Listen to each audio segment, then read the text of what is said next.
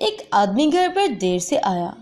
آدھی رات تھی اور پڑوسیوں کے کتے بھونک بھونک کر ہلکاں ہو رہے تھے۔ اس نے ہمیشہ کی طرح بہت پی رکھی تھی اور اپنے کوئی ہوش نہیں تھا۔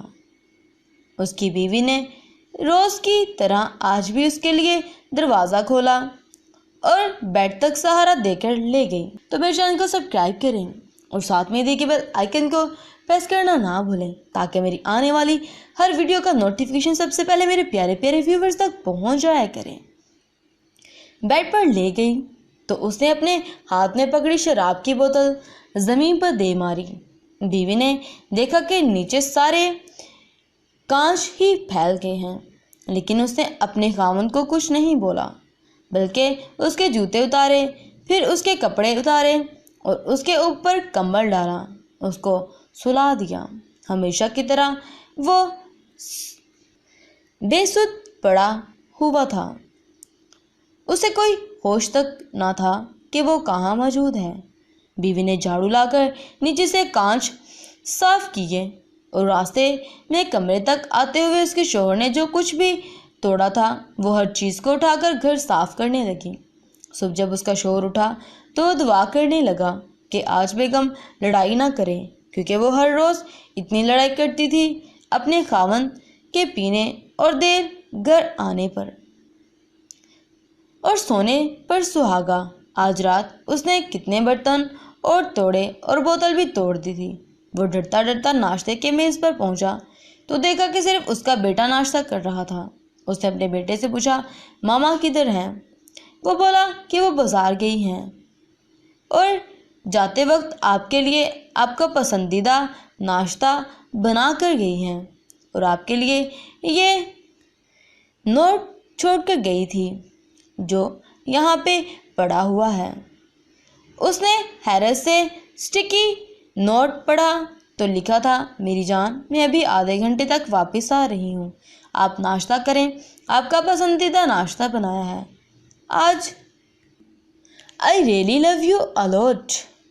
وہ حیران اور پریشان تھا کہ یہ کیا معاشرہ ہے، بیگم آج لڑکیوں نہیں رہی ہے اور اتنا پیار کیوں جتا رہی ہے۔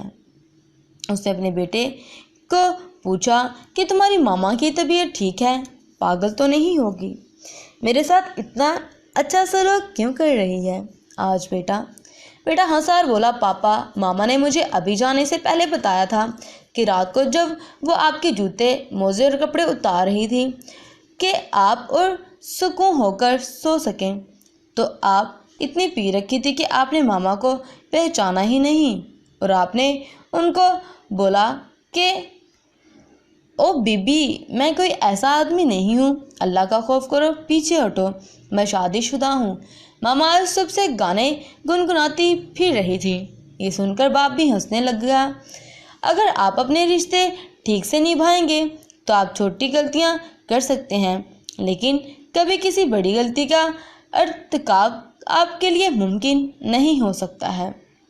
اور اپنے ترجیحات ٹھیک سے معین کریں اور اپنے رشتوں کی قدر کریں۔ جب آپ کی ترجیحات کی درست تقرری ہوتی ہے تو آپ کی عادتیں خود بخود ٹھیک ہو جاتی ہیں اور آپ کے گھر والے آپ سے پیار کرنے لگتے ہیں، آپ کی چھوٹی چھوٹی غلطیوں سے بھی پیار کرنے لگتے ہیں۔ یاد رہے، کسی بھی رشتے میں بے وفائی ناقابل معافی جرم ہوتا ہے۔ سو اپنے پارٹنر پر اعتماد کریں کہ چھوٹی موٹی غلطیاں تو ہوتی رہتی ہیں، لیکن اس کے سوا کسی اور کو اس کا حق نہ دیں، کیونکہ میں نے دیکھا ہے کہ انسان اپنے پارٹنر کے علاوہ وہ ساری خوشیاں دوسروں میں ڈھونڈنا چاہتا ہے۔ اگر وہ وہی خوشیاں اپنے پارٹنر میں ہی تلاش کریں اور وہ ساری عمر اس کا سہارا بن کے رہے، وہ جو پیار دوسروں کے لیے ڈھونڈتا ہے وہ پیار اپنے پارٹنر کو دے، تو کبھی بھی کوئی بھی رشتہ، میں 100% گارنٹی کے ساتھ کہتی ہوں کہ ٹوٹ نہیں سکتا، کیونکہ اگر دونوں طرف سے نبھانے کی چاہ ہو تو کوئی رشتہ اس موڑ تک کبھی آتا ہی نہیں ہے۔ اور جو خوشیاں ہم دوسروں کو دیتے ہیں وہی خوشیاں اپنے گھر میں رکھیں، سمیٹ کے رکھیں۔ خوش رہیں۔ اللہ حافظ۔